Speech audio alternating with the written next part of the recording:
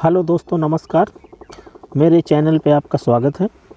दोस्तों, आज बात करूँगा मैं कंटकारी के फ़ायदों के बारे में। कंटकारी कहते हैं इसको, और इसको चंद्र पुष्पा नाम से भी जाना जाता है, भटकटैया भी कहते हैं कहीं कहीं।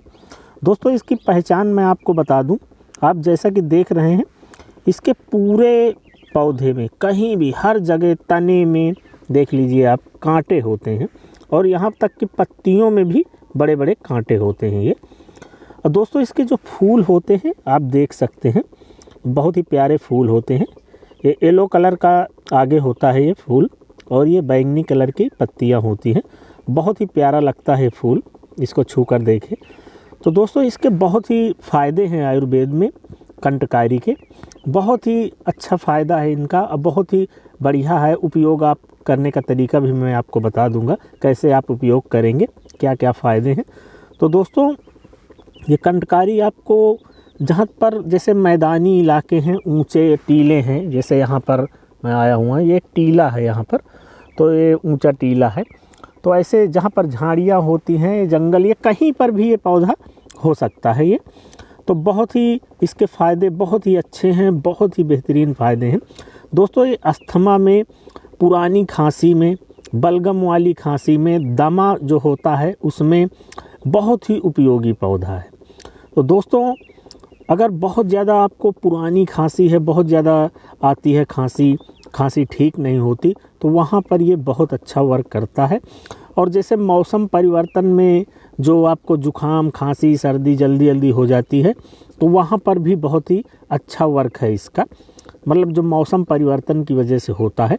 और दोस्तों, इसका जो पूरा ये वृक्ष है यहाँ पर, ये पूरा वृक्ष ही इसका औषधि से भरा हुआ है। ये पूरा वृक्ष इसका उपयोग में लाया जाता है। दोस्तों, इसकी जो जड़ होती है, तो उसका आप काढ़ा बनाकर अगर पिएंगे तो बहुत ही फ़ायदेमंद होता है खांसी और जुखाम, सर्दी, अस्थमा के लिए। और अस्थमा को तो ये जड़ से ख़त्म कर देता है। दोस्तों, इसके जो फूल होते हैं ये भी बहुत ही फ़ायदेमंद होते हैं अस्थमा, खांसी, दमा के लिए। तो दोस्तों, इनका उपयोग कैसे करना है, आपको इसको जड़ को लेना है, कम से कम 10 ग्राम जड़ आप लेके इसका काढ़ा बना के पी सकते हैं। और दोस्तों, इसके लेने के और भी तरीके हैं, जैसे फूल हैं तो इन फूलों का भी काढ़ा बना के इस्तेमाल कर सकते हैं। आप इनका काढ़ा बना लीजिए घर में और पिए सुबह शाम, तो बहुत ही ज़्यादा फ़ायदा मिलता है। और दोस्तों, इनकी पत्तियों को सुखाकर आप अगर रख के चूर्ण बना लेते हैं और शहद के साथ इस्तेमाल करते हैं, तो कुछ ही दिनों में आपका अस्थमा जड़ से समाप्त हो जाता है, जड़ से सही हो जाता है। तो इसके बहुत ज़्यादा बेनिफिट हैं, बहुत ही ज़्यादा फ़ायदे होते हैं ये चंद्रप्रभा कंटकारी के। जो दोस्तों, मैं आपको लाइव जो दिखा रहा हूँ यहाँ पर, आप पहचान लीजिए कैसा पौधा होता है इसका।